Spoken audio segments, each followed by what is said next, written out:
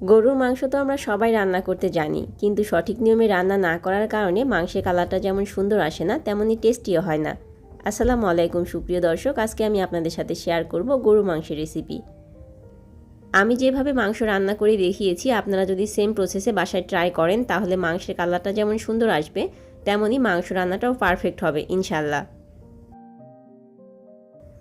মাংস রান্না করার জন্য প্রথমে মশলা রেডি করে নেব। সেজন্য নিয়ে নিচ্ছি 6টা ছোট এলাচ, একটা নিয়ে নিচ্ছি বড় এলাচ বা কালো এলাচ, 1 ইঞ্চি সাইজের 2 টুকরো দারুচিনি নিয়ে নিচ্ছি, 6টা নিয়ে নিচ্ছি লবঙ্গ, জয়ত্রী নিচ্ছি 1 টুকরো। আমি কতটুকু নিয়েছি আপনারা দেখে নিশ্চয়ই বুঝতে পারছেন। জয়ফল নিয়েছি 4 ভাগের 1 ভাগেরও কম, 25 থেকে 30টা নিয়েছি কালো গোলমরিচ। এবার এই মশলাগুলোকে না টেলে গুঁড়ো করে নিতে হবে। আমি যেহেতু মশলাগুলো গুঁড়ো করে ইউজ করব, সেজন্য গরম মশলার পরিমাণ কম নিয়েছি।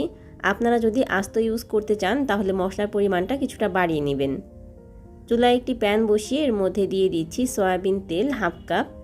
তেলটা গরম হয়ে আসলে পেঁয়াজ কুচি দিয়ে দিচ্ছি 1 কাপ। এখন এই পেঁয়াজগুলোকে হালকা করে ভেজে নিতে হবে। খুব বেশি ভাজার প্রয়োজন নেই, পেঁয়াজগুলো নরম হয়ে আসা পর্যন্ত ভাজলেই চলবে। পেঁয়াজগুলো নরম হয়ে আসলে দিয়ে দিচ্ছি রসুন বাটা 1.5 টেবিল চামচ, আর দিয়ে দিচ্ছি আদা বাটা 1.5 টেবিল চামচ। এবারে আদা রসুনগুলোকে ভেজে নিতে হবে যতক্ষণ না পর্যন্ত আদা রসুনের যে কাঁচা স্মেলটা আছে সেটা সম্পূর্ণভাবে চলে যায়। আদা রসুনগুলো ভাজা হয়ে গেলে এর মধ্যে পানি দিয়ে দিচ্ছি। এখন আমি গুঁড়া মশলা অ্যাড করব। গুঁড়া মশলা অ্যাড করার আগে পানি দিলে গুঁড়া মশলাগুলো পুড়ে যাবে না। হলুদের গুঁড়া দিচ্ছি 2 চা চামচ, মরিচের গুঁড়া দিচ্ছি 1 টেবিল চামচ। ঝালটা আপনারা আপনাদের টেস্ট অনুযায়ী কম বেশি করে নিতে পারেন। জিরা গুঁড়া দিয়ে দিচ্ছি 2 চা চামচ, সেই সাথে দিচ্ছি ধনিয়া গুঁড়া 2 চা চামচ, আর দিয়ে দিচ্ছি স্বাদ মতো লবণ। 2টা তেজপাতা মাঝখান দিয়ে চিড়ে 4 টুকরো করে দিয়েছি। এবার এই মশলাগুলোকে খুব ভালোভাবে প্রথমে পানির সঙ্গে মিশিয়ে নিব।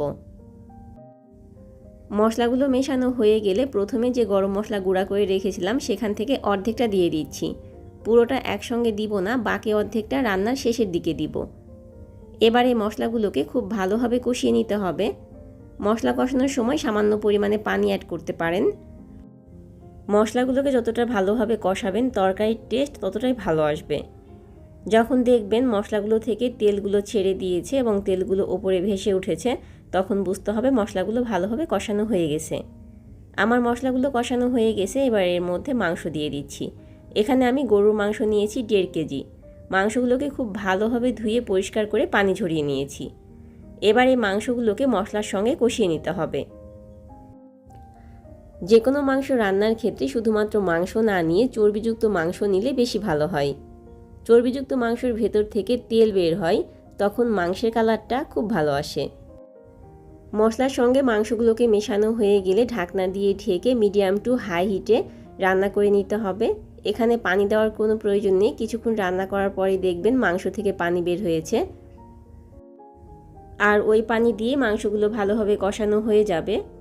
মাংসের ভেতর থেকে যে পানিগুলো বের হয়েছে এগুলো সম্পূর্ণ শুকিয়ে যাওয়া পর্যন্ত মাংসগুলোকে কষিয়ে নিব। ঢাকনা দিয়ে ঢেকে দিচ্ছি, আর মাঝে মাঝে ঢাকনা উঠিয়ে নেড়ে চেড়ে দিতে হবে, নাহলে নিচে লেগে যেতে পারে। ফিরে আসলাম বেশ কিছুক্ষণ পর। এরই মধ্যে দেখতেই পাচ্ছেন পানিগুলো সম্পূর্ণ শুকিয়ে গেছে এবং মাংস থেকে তেল ছেড়ে দিয়েছে। এবার এখানে আমি ঝোলের জন্য পানি অ্যাড করব। তবে অবশ্যই গরম পানি অ্যাড করতে হবে, ঠান্ডা পানি অ্যাড করবেন না। গরম পানি দিয়ে মাংস রান্না করলে মাংসের টেস্ট দ্বিগুণ হয়ে যায়। এখানে আমি 2 কাপ পানি দিয়েছি। তবে পানি আপনারা কতটুকু দিবেন সেটা নির্ভর করবে আপনাদের মাংস সেদ্ধ হতে কতটুকু সময় লাগছে বা আপনারা কতটুকু ঝোল রাখতে চাচ্ছেন সেটার উপরে। এবার এটাকে ঢাকনা দিয়ে ঢেকে রান্না করে নিতে হবে।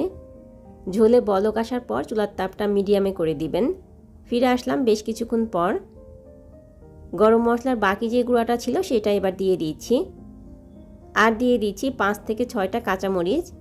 এটা আমি ঝালের জন্য দিচ্ছি না, ফ্লেভারের জন্য দিচ্ছি। এই পর্যায়ে চুলার তাপটা মিডিয়াম টু লো হিটে রেখে রান্না করবেন। শেষের দিকে হাই হিটে রান্না করলে তরকারি কালারটা নষ্ট হয়ে যায়।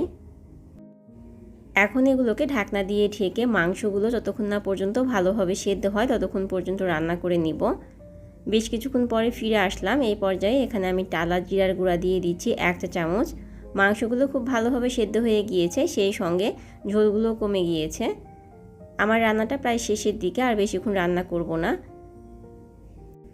জিরার গুঁড়া দেওয়ার পর 4 থেকে 5 মিনিট মতো জাল করব, এর চেয়ে বেশি সময় ধরে জাল করব না, তাহলে ভাজা জিরার যে একটা ফ্লেভার আছে সেটা নষ্ট হয়ে যাবে।